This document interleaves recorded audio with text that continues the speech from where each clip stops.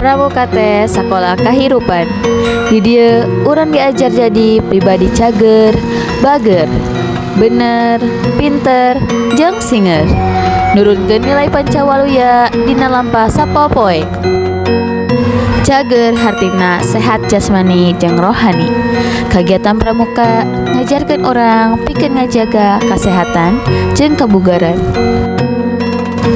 Bager lain saukur sopan ka guru, tapi oge nyiptakeun kahadean pikeun batur jeung lingkungan. Bener hartina jujur, disiplin, jeung tanggung jawab dina unggal lampah.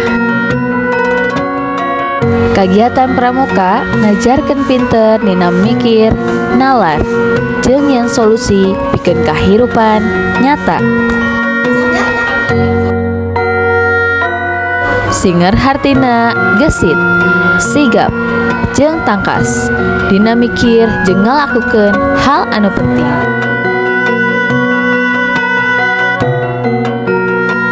Ngaliwatan pramuka, urang teu saukur diajar baris berbaris, tapi oge ngawangun karakter cager, bager, bener, pinter, jeung singer.